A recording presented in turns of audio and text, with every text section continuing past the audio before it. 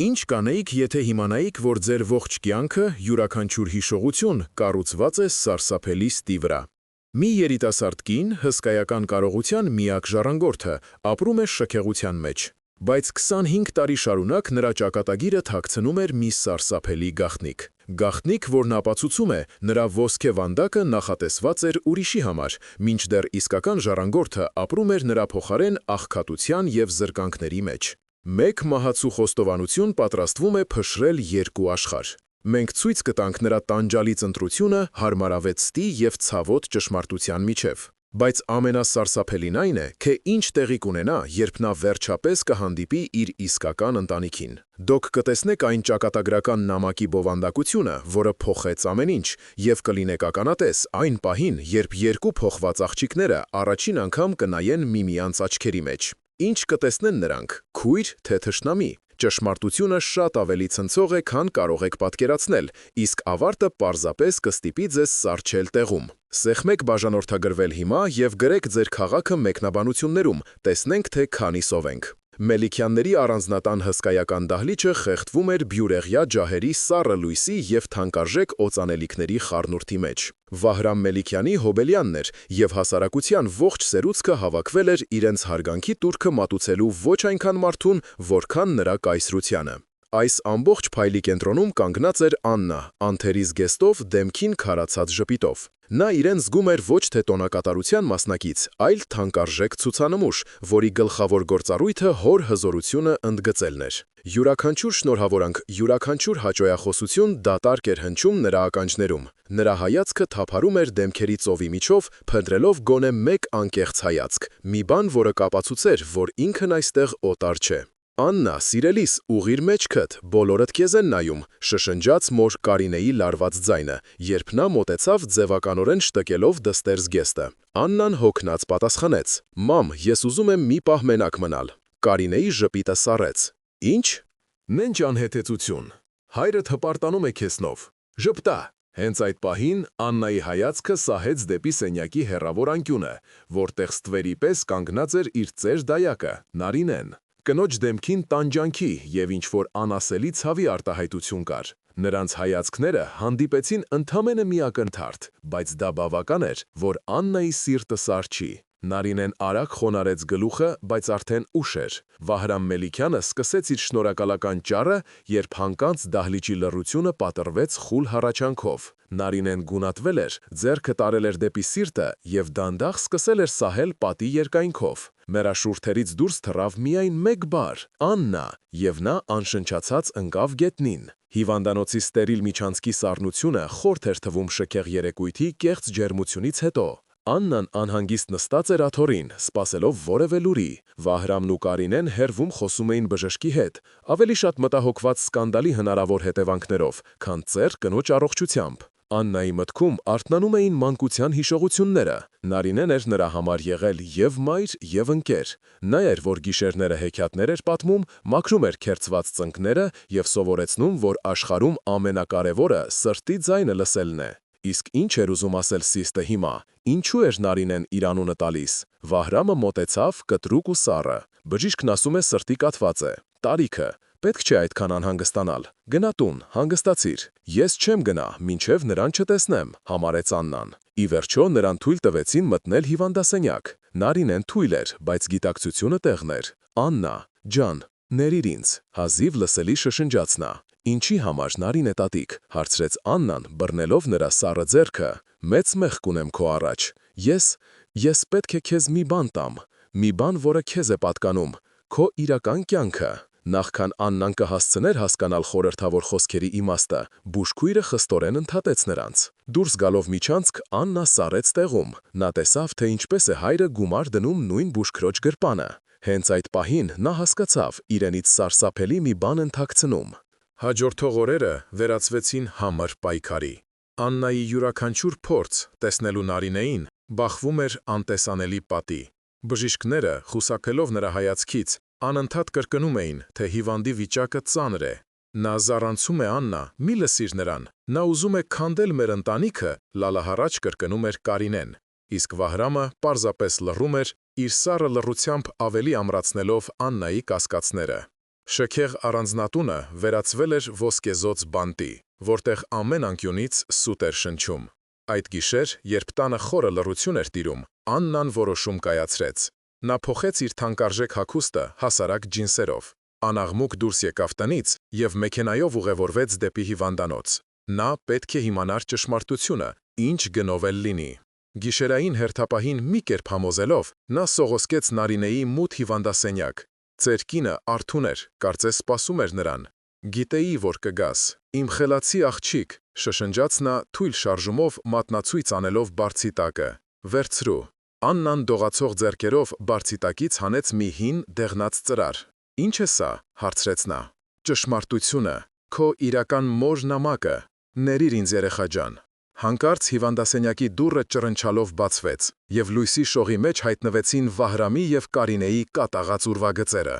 «Աննա, տուր ինձ այդ ծրարը», որոտաց Վահրամի ձայնը։ Աննան, սեղմելով նամակը կրծքին, հետ-հետ գնաց և վազեց դեպի հիվանդասենյակին կից փոքրիկ լոգարանը, ներսից փակելով դուռը։ Դրսից լսվում էին Վահրամի բղավոցներն ու Կարինեի հիստերիկ լացը։ Սառը սալիկներին նստած նա բացեց ծրարը։ Խամրած տառերը պատմում էին անհավատալի մի պատմություն։ Մի կին, Սոնա անունով, գրում էր, թե ինչպես է 25 տարի առաջ ծննդաբերել առողջ աղջկա, նույն օրը, երբ հարուստ տիկին Մելիքյանի երեխան մահացած է ծնվել։ Գրում էր, թե ինչպես է Վահրամ Մելիքյանը կաշառել բոլորին, որպեսզի երեխաներին փոխեն, իր կնոջը ցավից զերծ պահելու և իրեն ժառանգորդ ապահովելու համար։ Նամակի վերջում գրված էր. «Նա ուսին աստղիկի տեսքով փոքրիկ խալ ունի։ Խնդրում եմ, գտիր իմ աղջկան և ասա, որ մայրը նրան երբեք չի մոռացել»։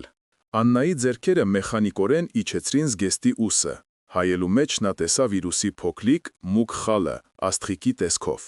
Աշխարհը փուլ եկավ։ Նրա անունը, հիշողությունները, ողջ կյանքը սուտ էր։ Ուժ գտնելով իր մեջ, նա բացեց դուռը։ Հիվանդասենյակում լռություն էր։ Վահրամն ու Կարինեն պարտված նստած էին, իսկ Նարինեն անշարժ պառկած էր, դեմքին խաղաղ արտահայտությամբ։ Նա մահացել էր, ազատվելով իր բեռից։ «Սուտ ա, ասացեք, որ սուտ ա», խզված ձայնով հարցրեց Աննան։ Վահրամը կանգնեց։ «Սուտ չէ, բայց դա նշանակություն չունի, մենք քեզ մեծացրել ենք։ Այդ կինը քեզ ոչինչ չէր կարող տալ, բացի աղքատությունից»։ «Դուք ինձանից գողացել եք իմ կյանքը», դառնորեն պատասխանեց Աննան։ «Իմ իրական մորը»։ «Իսկ ձեր իրական դուստրը, ինչ եղավ նրա հետ»։ Վահրամի դեմքը քարացավ։ Առաջին անգամ կյանքում նա չգիտեր, թե ինչ պատասխանել։ Նրա լռությունը ավելի խոսուն էր, քան ցանկացած խոստովանություն։ Հաջորդ օրը Մելիքյանների առանձնատանը օդը թանձրացել էր չասված խոսքերից և թաքնված արցունքներից։ Աննան փակվել էր իր սենյակում, վերածելով այն իր փլուզված աշխարհի սրբավայրի։ Նա չէր պատասխանում ոչ Կարինեի հիստերիկ թաքոցներին, ոչ էլ Վահրամի պողպատե ձայնով հնչող հրամաններին։ Նա ժամելով նայում էր հայելու մեջ իր արտացոլանքին, փորձելով գտնել գոնե մի ծանոթ գիծ, մի բան, որը կպատկաներ Աննա Մելիքյանին։ Բայց հայելուց նրան էր նայում մի անծանոթուհի, ուրիշի աչքերով, ուրիշի ճակատագրով։ Այժմ նա հասկանում էր իր ողջ կյանքի օտարության զգացումը։ Այն պահերը, երբ նա իրեն անտեղի է զգում շքեղ ընդունելությունների ժամանակ, երբ չէր կիսում Կարինեի հետաքրքրությունը բարձրաշխարհիկ բամբասանքների նկատմամբ կամ չէր հասկանում Վահրամի սառը հաշվարկները։ Նա միշտ կարծել էր, թե դա պարզապես բնավորության տարբերություն է, իսկ իրականում դա արյան կանչն էր, որը խուլ շշնջում էր, թե նա այստեղ օտար է։ Վահրամը, կորցնելով իր սովորական ինքնատիրապետումը, փորձում էր վերականգնել վերահսկողությունը։ Նա զանգահարեց իր իրավաբանին հրամայելով. «Պետք է ամեն ինչ անել, որ այդ կնոջ ընտանիքը լռի, գտիր նրանց, գումար առաջարկիր, եթե պետք լինի, վախեցրու, ոչ ոք չպետք է իմանա»։ Այնուհետև նա մոտեցավ Աննայի սենյակի դռանը։ «Աննա, բաց արա, սա կարելի է լուծել։ Դու Մելիքյան ես և այդպես էլ կմնա։ Թուղթը ոչինչ չի փոխում, մի ոչնչացրու քո ապագան հանուն մի բուռ աղքատների»։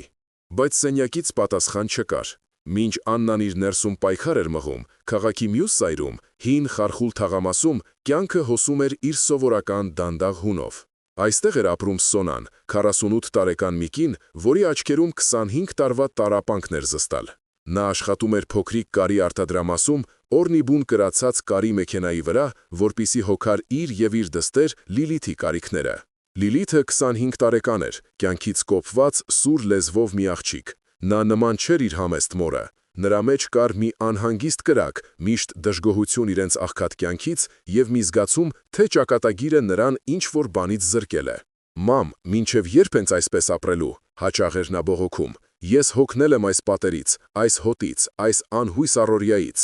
Սոնան միայն տխուր ժպտում էր և գրկում դստերը։ Նա երբեք ոչ ոքի չէր պատմել իր գաղտնիքի մասին, բայց իր սրտի խորքում միշտ վառ էր պահում իր առաջնեկին գտնելու հույսը։ Այդ օրը, երբ Սոնան վերադառնում էր աշխատանքից, նրանց նեղլիկ փողոցում կանգնած էր մի թանկարժեք սև մեքենա։ Մեքենայից դուրս եկավ կոստյումով մի տղամարդ և մոտեցավ նրան։ «Դուք Սոնան եք», հարցրեց նա սառը անզգացմունք ձայնով։ Սոնայի սիրտը բաբախեց։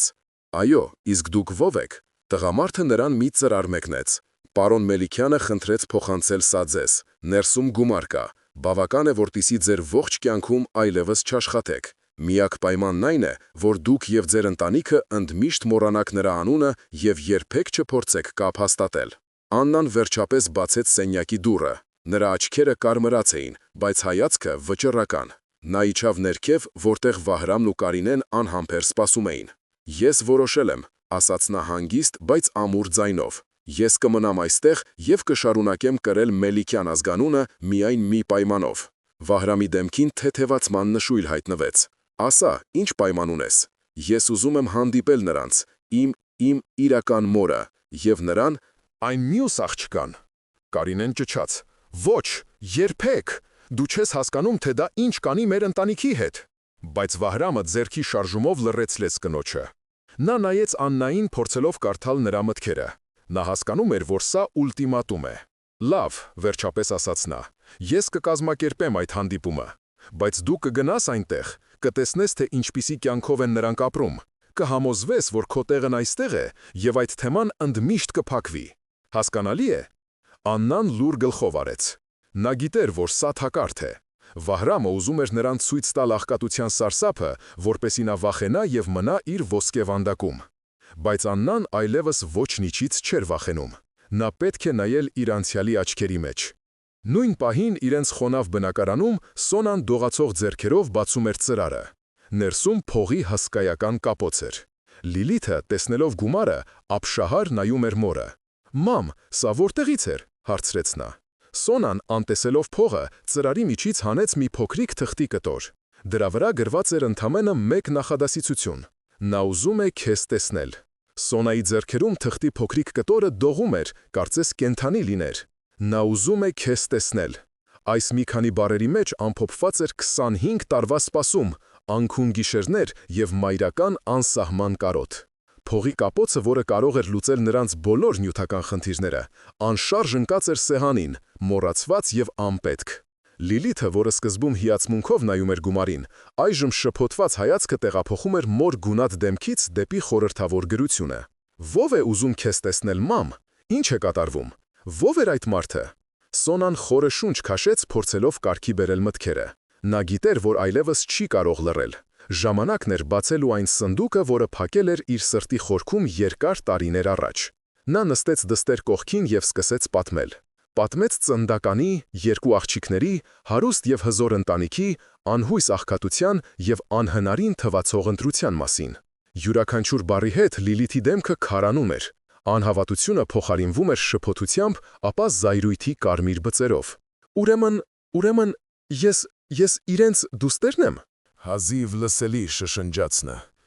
«Իսկ այն մյուսը իմ տեղն է զբաղեցրել, ապրել է իմ կյանքով, ունեցել է այն ամենը, ինչը պետք է իմը լիներ»։ Նրա ձայնում ոչ թե ցավ կար, այլ սառը այրող ատելություն։ Հանդիպումը նշանակվեց քաղաքի կենտրոնում գտնվող մի չեզոք սրճարանում։ Վահրամը ամեն ինչ կազմակերպել էր այնպես, որ իրավիճակը մնար իր վերահսկողության տակ։ Նա ցուցադրաբար հրաժարվեց ներկա գտնվել, ասելով, թե դա կանացի զգացմունքային հարց է, բայց իրականում նրա մարդիկ հսկում էին սրճարանի բոլոր մուտքերն ու ելքերը։ Աննան եկավ առաջինը։ Նա նստեց պատուհանի մոտ, ձեռքերում սեղմելով իրական մոր հին նամակը։ Նրա սիրտը խփում էր այնպես, կարծես ուզում էր դուրս թռչել կրծքավանդակից։ Ինչ պետք է ասեր նա այն կնոջը, ում դեմքը տեսել էր միայն իր երևակայության մեջ։ Ինչպես պետք է նայեր այն աղջկա աչքերին, ում կյանքը ինքը անգիտակցաբար գողացել էր։ Հանկարծ սրճարանի դուռը բացվեց և ներս մտան երկու կին։ Մեկը տարիքով, հոգնած, բայց բարի դեմքով, մյուսը երիտասարդ, կտրուկ հայացքով և սեղմված շուրթերով։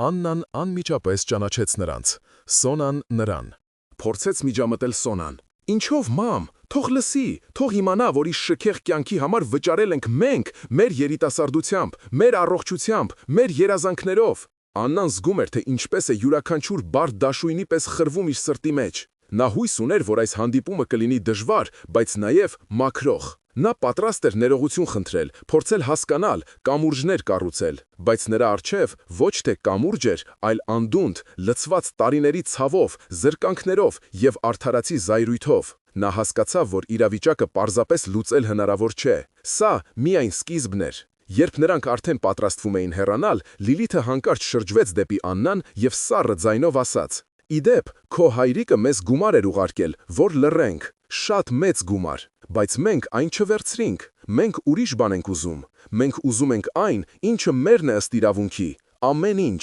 Լիլիթի վերջին խոսքերը «մենք ուզում ենք այն, ինչը մերն է ըստ իրավունքի, ամեն ինչ» օդում կախված մնացին ծանր, անտեսանելի քարի պես։ Աննան զգաց, թե ինչպես է սառը քրտինքը ծորում մեջքով ներքև։ Սա այլևս ընտանիք գտնելու դրամա չէր, սա պատերազմի հայտանալություն էր։ Նա տուն վերադարձավ մեխանիկորեն, կարծես ուրիշի մարմնի մեջ լիներ։ Նրա գիտակցությունը հրաժարվում էր ընդունել խնդրի իրական մասշտաբը։ Նա հույս ուներ, որ կկարողանա ինչ-որ կերպ հաշտեցնել երկու աշխարհները, գտնել փոխզիջում, բայց այժմ հասկանում էր, որ դա անհնար է։ Այդ երկու աշխարհները չէին կարող գոյություն ունենալ միաժամանակ։ Մեկի գոյությունը մյուսի մահն էր նշանակում։ Վահրամը դիմավորեց նրան աշխատասենյակում։ Նրա դեմքին հաղթական ժպիտի նշույլ կար։ «Դե ինչ, տեսա՞ր, համոզվեցի՞լ, որ նրանց հետ քեզ ոչինչ չի կապում։ Նրանք վայրենիներ են, որոնց հետաքրքրում է միայն փողը։ Այժմ դու հասկանում ես, որ քո տեղը այստեղ է»։ Աննան նայեց նրան և առաջին անգամ տեսավ ոչ թե հորը,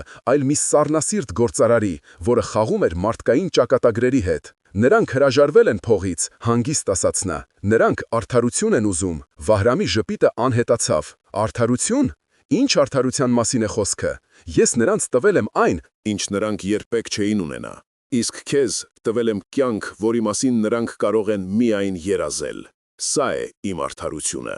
Իրավիճակը օր-օրի ավելի էր սրվում։ Լիլիթը, չսպասելով Մելիքյանների հաջորդ քայլին, որոշեց գործել։ Նա կապ հաստատեց մի երիտասարդ հավակնոտ լրագրողի հետ, որը հայտնի էր իր սկանդալային բացահայտումներով։ Նա անանուն կերպով պատմեց նրան իր պատմությունը, տալով բավականաչափ ակննարկներ, որպեսզի լրագրողը կարողանա գտնել Մելիքյանների հետքը։ Շուտով մամուլում սկսեցին հայտնվել առաջին հրապարակումները։ Մայրաքաղաքի ամենահարուստ ընտանիքներից մեկի մութ գաղտնիքը, փոխված ճակատագրեր։ Ո՞վ է իրականում մագնատի ժառանգորդը։ Անուններ չէին նշվում, բայց բոլորի համար պարզ էր, թե ում մասին է խոսքը։ Վահրամը կատաղած էր։ Նրա կայսրությունը, որը կառուցված էր անթերի հեղինակության վրա, սկսել էր ճաքեր տալ։ Գործընկերները սկսեցին զգուշավոր զանգեր անել։ Բորսայում նրա ընկերության բաժնետոմսերը սկսեցին դանդաղ, բայց անշեղորեն ընկնել։ Սկանդալի հոտը օդում էր, եւ դա կարող էր ոչնչացնել այն ամենը, ինչ նա կառուցել էր տասնամյակների ընթացքում։ Նրա զայրույթը թափվեց Աննայի վրա։ «Սա քո մեղքն է», բղավում էր նա։ «Դու բացեցիր Պանդորայի արքաղը։ Ես քեզ զգուշացնում էի։ Դու պետք է մոռանայիր այդ պատմությունը»։ Կարինեն իր հերթին հիստերիայի մեջ էր։ Նրա ընկերուհիները սկսել էին խուսափել նրանից, նրա հեռախոսը լռում էր։ Նրա կատարյալ աշխարհը, որը կառուցված էր հասարակական կարծիքի փխրուն հիմքերի վրա, փլուզվում էր իր աչքի առաջ։ Աննան հայտնվել էր երկու կրակի արանքում։ Մի կողմից իրեն մեծացրած մարդիկ, որոնք այժմ իրեն մեղադրում էին իրենց կյանքը քանդելու մեջ։ Մյուս կողմից իրական ընտանիքը, որը նրան օգտագործում էր որպես զենք իրենց պատերազմում։ Նա զգում էր իրեն մեկուսացված և դավաճանված բոլորի կողմից։ Նրա ներսում աճում էր մի սարսափելի գիտակցում, այս պատմության մեջ անմեղներ չկային։ Վահրամը հանցագործ էր, որը կոտրել էր մի քանի կյանքեր իր շահի համար։ Կարինեն նրա լուռ հանցակիցը,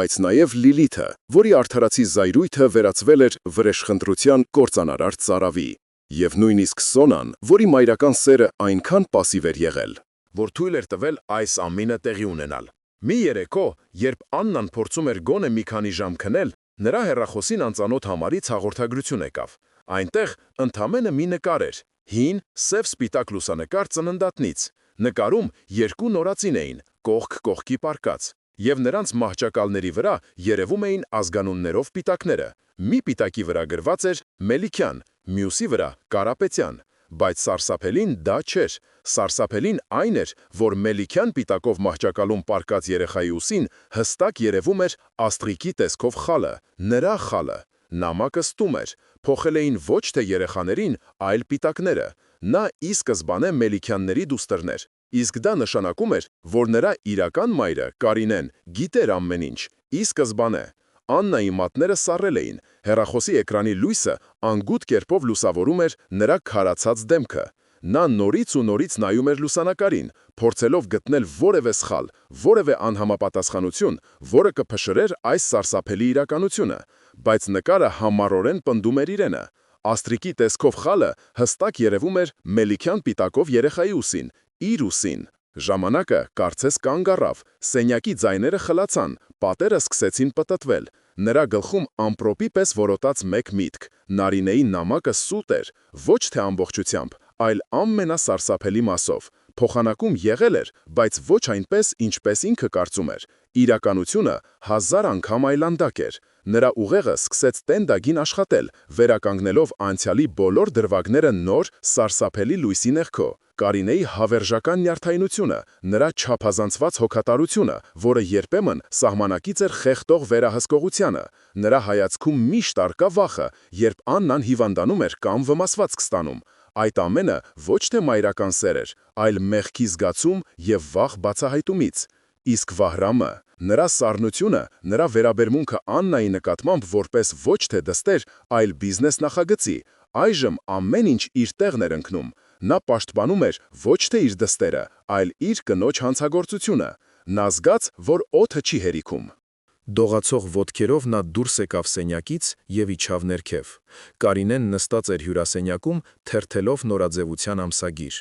Նա այնքան հանգիստ էր, այնքան անհաղորդ այն փոթորքին, որը մոլեգնում էր Աննայի հոգում։ Աննան լուռ մոտեցավ եւ հեռախոսը դրեց նրա առջև, էկրանին բացված լուսանկարով։ Կարինեն սկզբում անտարբեր նայեց, հետո նրա հայացքը սառեց։ Ամսագիրը դանդաղ սահեց նրա ձեռքերից եւ ընկավ գետնին։ Նրա դեմքից գույնը գնաց, շուրթերը սկսեցին դողալ։ Սա որտեղից քեզ, հազիվ լսելի շշնջաց նա։ Դու գիտեիր, Աննայի ձայնը հնչաց խուլ եւ օտար։ Դու ամեն ինչ գիտեիր ի սկզբանե։ Այնտեղ ծննդատանում մահացած ծնված երեխան իմը չէր, նա Սոնայի դուստրն էր, իսկ իմ իրական դուստրը, Լիլիթը, դու նրան տվեցիր այդ կնոջը, ասելով, թե դա նրա երեխան է, իսկ ինձ խաբեցիր, ասելով, թե մեր երեխան մահացել է, եւ որպեսզի ես չտարապեմ, մենք կվերցնենք Սոնայի երեխային, Աննային, եւ կմեծացնենք որպես մերը։ Այդպես էր, չէ՞։ Յուրաքանչյուր բառի հետ Կարինեի դեմքը ավելի էր քարանում սարսափից։ Նա փորձեց ինչ-որ բան ասել, բայց բառերը խեղդվում էին կոկորդում։ Վահրամը ստիպեց ինձ, վերջապես կոտրատված արտաբերեց նա։ Նա ասաց, որ դա միակ ճանապարհն է, որպեսզի մենք ժառանգ ունենանք, որպեսզի մեր ընտանիքը չքանդվի։ Ես վախենում էի նրան կորցնելուց։ Դու վախենում էիր կորցնել ոչ թե նրան, այլ այս կյանքը, այս հարստությունը, անգութ կերպով կտրեց Աննան։ Դուք երկուսդ ոչ թե 2, այլ 4 կյանք ոչնչացրել եք։ Դուք խլել եք Սոնայից իր երեխայի մահվան ճշմարտությունը։ Դուք խլել եք Լիլիթից իր իրական ծնողներին եւ իրեն հասանելիք կյանքը։ Դուք ինձ ստիպել եք ապրել ուրիշի կյանքով, ուրիշի մեղքը կրելով։ Եվ դուք խլել եք ձեզանից ձեր սեփական դստերը։ Ո՞վ եք դուք դրանից հետո։ Հենց այդ պահին սենյակ մտավ Վահրամը։ Տեսնելով կնոջ վիճակը եւ Աննայի դեմքի արտահայտությունը, նա անմիջապես հասկացավ, որ ամեն ինչ բացահայտվել է, բայց նրա դեմքին ոչ թե զղջում էր, այլ սառը վճռականություն։ Այո, այդպես է եղել, ասաց նա, կանգնելով կնոջ կողքին։ Եվ ես ոչ մի բանի համար չեմ զղջում։ Ես արել եմ այն, ինչը պետք էր մեր ընտանիքը փրկելու համար։ Այդ աղջիկը Լիլիթը մեր արյունն է, բայց նա երբեք չէր կարող լինել մեր ժառանգորդը։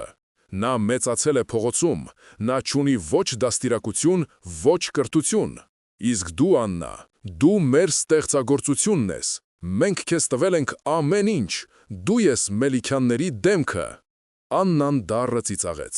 Ես դեմք չեմ, ես դիմակ եմ։ Դիմակ, որով դուք ծածկել եք ձեր հրեշավոր հանցագործությունը, բայց այլևս ոչ։ Նա շրջվեց և ուղղվեց դեպի դուռը։ Վուր ես գնում, բղավեց Վահրամը։ Աննան կանգ առավ շեմին և չշրջվելով պատասխանեց. Ես գնում եմ ճշմարտությունն ասելու նրանց, ում դուք խաբել եք։ Ես գնում եմ Լիլիթի մոտ և Սոնայի մոտ, նրանք պետք է իմանան ամեն ինչ։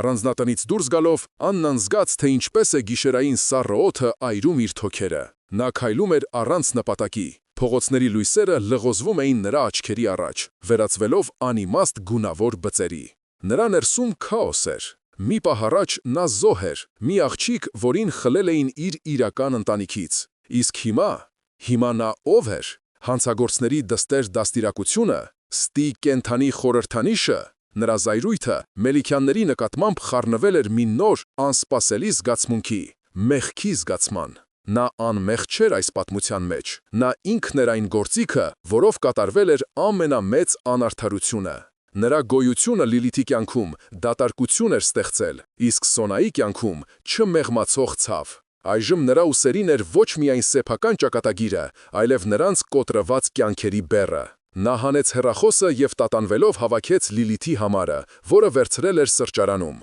Ինչ պետք է ասեր նա, ինչպես կարելի էր բառերով բացատրել այսպիսի սարսափելի ճշմարտությունը։ Մինչ Աննան պայքարում էր իր մտքերի հետ, Մելիքյանների տանը սկսվել էր իսկական փոթորիկ։ Կարինեն, կորցնելով իր սովորական զսպվածությունը, հիստերիկորեն մեղադրում էր ամուսնուն. «Սա քո մեղքն է, քո հպարտությունը, քո ցանկությունը ժառանգ ունենալու։ Դու ինձ ստիպեցիր, դու ոչնչացրիր մեր կյանքը»։ Վահրամը, սակայն, այլևս չէր փորձում նրան հանգստացնել։ Նրա դեմքին սառը հաշվարկ էր։ «Լռիր, հիմա լացելու ժամանակը չէ, պետք է գործել։ Այդ աղջիկը, Աննան, այժմ վտանգավոր է»։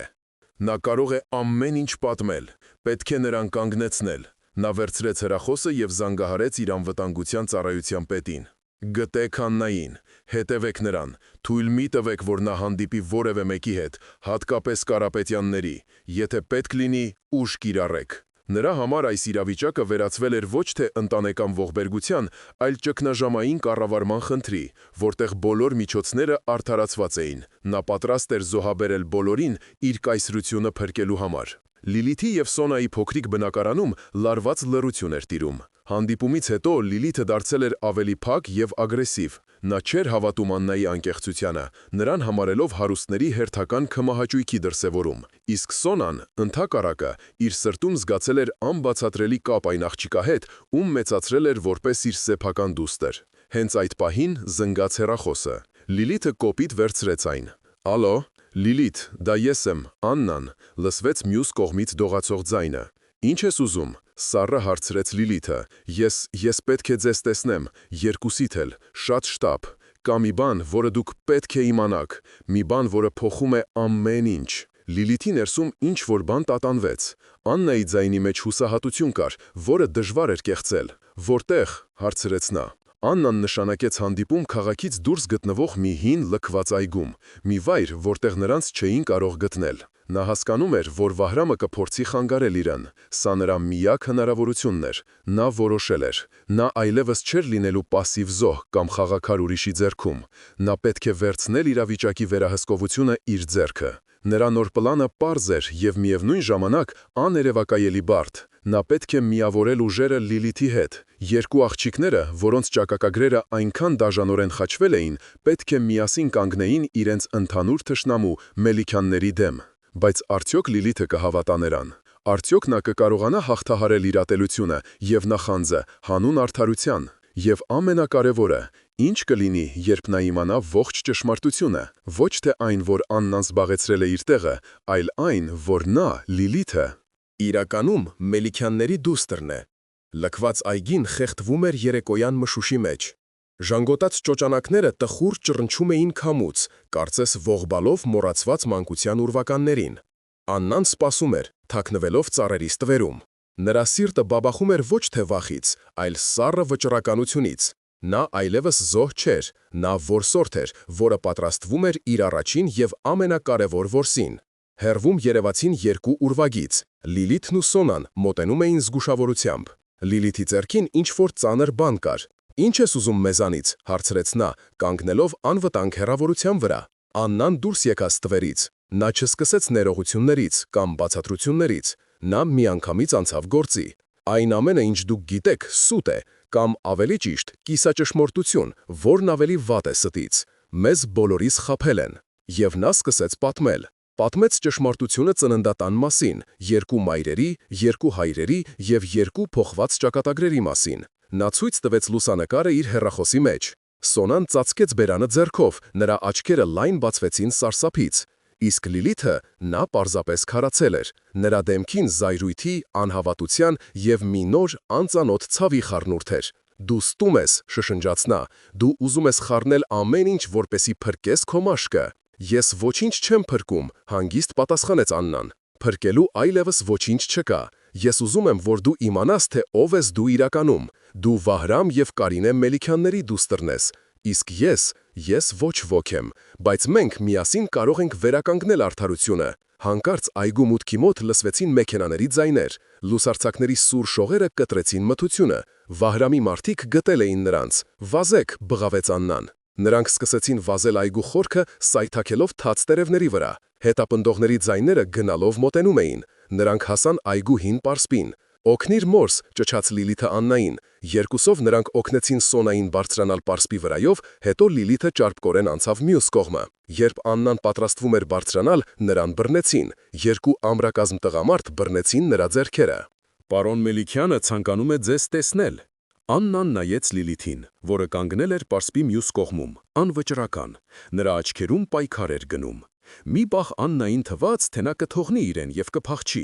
Բայց հետո Լիլիթի դեմքին հայտնվեց մի արտահայտություն, որը Աննան երբեք չէր տեսել՝ պողպատե վճռականություն։ Նա վերցրեց գետնից մի մեծ քար և բղավելով նետվեց առաջ։ «Բաց թողեք նրան»։ Այդ գիշեր նրանք թաքնվեցին Լիլիթի հին ընկերներից մեկի բնակարանում։ Օդում կախված էր լարվածություն, բայց դա այլևս թշնամանքի լարվածություն չէր։ Դա երկու զինվորների լարվածությունն էր մարտից առաջ։ Նրանք հասկանում էին, որ Վահրամը չի կանգնի ոչ մի բանի առաջ։ Նրանք պետք է հարվածեին առաջինը և հարվածեին այնտեղ, որտեղ ամենացավոտն է։ «Նրա հեղինակությունը», ասաց Աննան։ «Նրա համար ամենակարևորը իր անբիծ կերպարն է։ Եթե մենք կարողանանք դա ոչնչացնել, նա կկորցնի ամեն ինչ»։ Նրանք սկսեցին մշակել պլան։ Աննան, օգտագործելով իր գիտելիքները Մելիքյանի կայսրության ներքին խոհանոցի մասին, սկսեց փնտրել նրա թույլ կողմերը։ Նա գիտեր, որ Վահրամը տարիներ շարունակ զբաղվել է ֆինանսական խարդախություններով, թաքցրել է հարկերը օֆշորային հաշիվներում, բայց ապացույցները պահվում էին նրա գրասենյակի անձեռնմխելի սեյֆում։ «Ես կարող եմ մտնել այնտեղ», հանկարծ ասաց Լիլիթը։ «Ես աշխատել եմ մաքրուհի նրա գրասենյակային շենքում մի քանի ամիս։ Ես գիտեմ բոլոր մուտքերն ու ելքերը, տեսախցքերի տեղերը»։ Աննան և Սոնան ապշած նայեցին նրան։ Ճակատագրի հեգնանքով Լիլիթը, լինելով Մելիքյանի դուստրը, անգիտակցաբար հավաքել է այն զենքը, որը կարող էր ոչնչացնել հենց իր հորը։ Պլանը համարձակ էր և աներևակայելի ռիսկային։ Նրանք պետք է գիշերը գաղտնի մտնեին Մելիքյանի գրասենյակ, կոտրեին սեյֆը և գողանային փաստաթղթերը։ Այնուհետև դրանք փոխանցեին այն նույն լրագրողին, ում հետ կապվել էր Լիլիթը։ Նրանք ունեին ընդամենը մեկ գիշեր, մեկ փորձ։ Եթե նրանք ձախողվեին, Վահրամը նրանց կոչնչացներ։ Գիշերային երկնաքերը քնած հսկայի պես կանգնած էր քաղաքի վրա։ Ներսում Վահրամ Մելիքյանի աշխատասենյակում օդը թանձրացել էր լարվածությունից։ Լիլիթը, շարժվելով ստվերի պես, անջատում էր ազդանշանային համակարգի տվիչները մեկը մյուսի հետևից։ Աննայն կանգնած էր նրա կողքին, համակարգչի էկրանին հետևելով անվտանգության տեսախցիկների պատկերներին, որոնք նա կարողացել էր կոտրել։ Սոնան սպասում էր ներքևում, մեքենայի մեջ նրանց փախուստի ճանապարհն ապահովելու համար։ Նրանք հասան սեյֆին։ Այն հսկայական էր, անխորտակերի թվացող։ «Ես գիտեմ կոդը», շշնջաց Աննան։ «Վահրամը միշտ օգտագործում է նույն թվերը՝ իմ ծննդյան օրը, ամիսը և տարին»։ Ճակատագրի դաժան հեգնանքով նրա կեղծ ինքնությունը պետք է դառնար իրենց փրկության բանալին։ Նա մուտքագրեց թվերը։ Կանաչ լույս վառվեց և ծանր դուռը ճռնչալով բացվեց։ Ներսում կոկիկ դասավորված թղթապանակներ էին՝ լի ընկերությունների, օֆշորային հաշիվների և կեղծ գործարքների մասին փաստաթղթերով։ Նրանք սկսեցին արագ հավաքել ամենակարևորները, երբ հանկարծ աշխատասենյակի դուռը բացվեց, լույսը վառվեց, շեմին կանգնած էր Վահրամ Մելիքյանը, նրա կողքին Կալինեն, իսկ հետևում անվտանգության աշխատակիցները։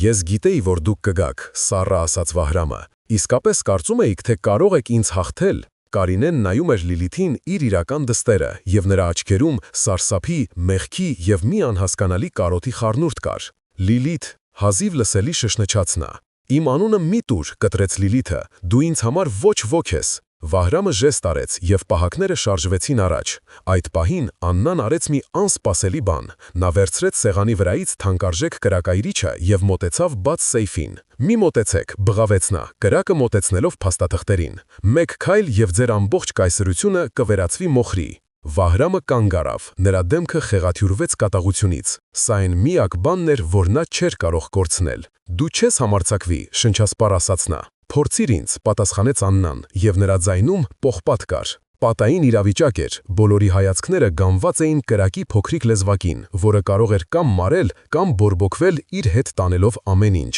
Հանկարծ Կարինեն մի քայլ առաջ արեց։ «Բավական է», գրեթե ճչաց նա։ «Վահրամ, բավական է, ամեն ինչ ավարտված է»։ Նա շրջվեց դեպի պահակները։ «Գնացեք այստեղից»։ Պահակները շփոթված նայեցին Վահրամին։ «Նա այլեմս ձեր տերը չէ», շարունակեց Կարինեն դողացող ձայնով, բայց անսպասելի ուժով։ «Ես զանգահարում եմ ոստիկանություն, ես կպատմեմ ամեն ինչ»։ Վահրամը նայեց նրան անհավատալի հայացքով։ Նրա կինը, նրա հնազանդ տիկնիկը դավաճանում էր նրան։ Դա վերջնական հարվածն էր։ Նրա աշխարհը փլուզվեց վերջնականապես։ Մի քանի շաբաթ անց սկանդալը դեռ թարմ էր բոլորի հիշողության մեջ։ Վահրամ Մելիքյանը ձերբակալված էր, մեղադրվելով ոչ միայն ֆինանսական խարդախությունների, այլև երեխայի առևանգման և փաստաթղթերի կեղծման մեջ։ Կարինեն, համագործակցելով հետաքննության հետ, ստացավ պայմանական պատիժ։ Նա կորցրեց ամեն ինչ՝ հարստությունը, կարգավիճակը, բայց գուցե գտավ մի բան ավելի կարևոր՝ իր խիչը։ Աննան և Լիլիթը կանգնած էին դատարանի շենքի դիմաց։ Նրանք երկուսով էլ հրաժարվեցին Մելիքյանների ժառանգությունից։ Փողի մի մասը նրանք ուղղեցին բարեգործությանը, մնացածը սառեցվեց մինչ դատավարության ավարտը։ Նրանք կանգնած էին ոչ թե որպես թշնամիներ կամ մրցակիցներ, այլ որպես երկու կին, որոնց ճակատագրերը անքակտելիորեն կապվել էին։ «Իսկ հիմա ի՞նչ», հարցրեց Լիլիթը։ Նրա ձայնում այլևս ատելություն չկար, միայն հոգնածություն և անորոշություն։ «Հիմա մենք կսկսենք ապրել», պատասխանեց Աննան, «ոչ թե ուրիշի, այլ մեր սեփական կյանքով»։ Նա որոշել էր վերադառնալ իր իրական անվանը՝ Աննա Կարապետյան։ Նա ուզում էր գտնել իր տեղը աշխարհում ոչ թե որպես ինչ-որ մեկի ժառանգորդ, այլ որպես ինքնուրույն մարդ։ Լիլիթը, իր հերթին, կանգնած էր բարդ ընտրության առաջ։ Նա կարող էր պայքարել իր ազգանվան և ժառանգության համար, բայց նա հասկացավ, որ դա իրեն երջանկություն չի բերի։ Նա տեսել էր այդ աշխարհի փտածությունը ներսից։ Նա որոշեց մնալ այն, ով միշտ եղել էր՝ ուժեղ և անկախ կին, որը սովոր էր հույսը դնել միայն իր վրա։ Մի քանի տարի անց փոքրիկ արևոտ բնակարանում սեղանի շուրջ հավաքվել էին 3 կին՝ Սոնան, Աննան և Լիլիթը։ Նրանք ծիծաղում էին, խմելով թեյ։ Նրանց հարաբերությունները բարդ էին, երբեմն ցավոտ, լի չասված խոսքերով և անցյալի ստվերներով։ Նրանք քույրեր չէին, բայց նաև օտար չէին։ Նրանք ճակատագրով կապված հոգիներ էին, որոնք սովորում էին ներել և ապրել։ Աննան բացել էր արվեստի փոքրիկ ստուդիա, սովորեցնելով երեխաներին նկարել։ Լիլիթը ընդունվել էր համալսարան իրավաբանական ֆակուլտետ։ Նա ուզում էր պաշտպանել նրանց, ովքեր չէին կարող իրենց պաշտպանել։ Իսկ Սոնան, նա վերջապես գտել էր իր հոգու խաղաղությունը։ Նա ուներ 2 դուստր, յուրաքանչյուրը իր ձևով սիրելի և հարազատ։ Նրանց կյանքը հեքիաթ չէր, բայց այն իրական էր, և դա ամենակարևորն էր։ Այս պատմությունը ցույց է տալիս, որ մեր իրական ընտանիքը ոչ միշտ է այնտեղ, որտեղ մեր արյունն է, այլ այնտեղ, որտեղ մեր սիրտն է։ Ճշմարտությունը, որքան էլ ցավոտ լինի, միշտ ազատագրող է։ Իսկ դուք ինչ եք կարծում, սիրելի դիտողներ, ինչպես կվարվեիք դուք Աննայի կամ Լիլիթի փոխարեն։ Գրեք ձեր կարծիքները մեկնաբանություններում, բաժանորդագրվեք մեր ալիքին և շնորհակալություն, որ մեզ հետ էիք։ Այդ փոքրիկ, արևոտ բնակարանում նրանց ծիծաղը դարձել էր սովորական երաժշտություն։ Նրանց կյանքը վերածվել էր ոչ թե մոռացության, այլ ընդունման մի երկար ճանապարհի։ Նրանք սովորել էին ապրել անցյալի ստվերների հետ, թույլ չտալով, որ դրանք խավարեցնեն ներկան։ Մի աշնանային կիրակի նրանք երեքով գնացին գերեզմանատուն։ Նրանք կանգնած էին մի համեստ տապանակարի առջև, որի վրա փորագրված էր «Նարինե», այն կինը, ով իր մահով նրանց կյանքի հնարավորություն էր տվել։ Սոնան սրբեց քարի վրայի փոշին, Աննան թամ ծաղիկներ դրեց, իսկ Լիլիթը լուր կանգնած էր նայելով քարին։ Նա լավ կին էր, խախտեց լռությունը Սոնան։ Նա տանձվում էր, բայց վերջում ճիշտ ընտրություն կատարեց։ Նա փրկեց ձեզ երկուսիդ էլ, իր ձևով։ Նա ինձ ճշմարտությունը տվեց, ավելացրեց Աննան, իսկ դա ամեն ինչից թանկ է։ Լիլիթը երկար լռությունից հետո շրջվեց դեպի Աննան։ Իսկ դու ինձ ընտրություն տվեցիր, ասաց նա հանգիստ, ես կարող էի մնալ ատելության մեջ, պայքարել փոխի համար և դառնալ նրանց նման։ Շնորհակալ եմ, որ թույլ չտվեցիր։ Այդ խոսքերի մեջ ավելին կար, քան երախտագիտությունը։ Դա ընդունում էր, ներում և մի նոր դժվարության ձեռք բերված կապի սկիզբ։ Աննայի արվեստի ստուդիան լցված էր երեխաների ծիծաղով և ներկերի հոտով։ Նա գտել էր իրեն ոչ թե մեծ կտավների կամ համաշխարհային ճանաչման մեջ, այլ այն փոքրիկ ձեռքերին օգնելու մեջ, որոնք սովորում էին իրենց զգացմունքները գույներով արտահայտել։ Նա հասկացել էր, որ իր իրական ժառանգությունը ոչ թե փողն էր, այլ ստեղծելու և սեր տալու ունակությունը։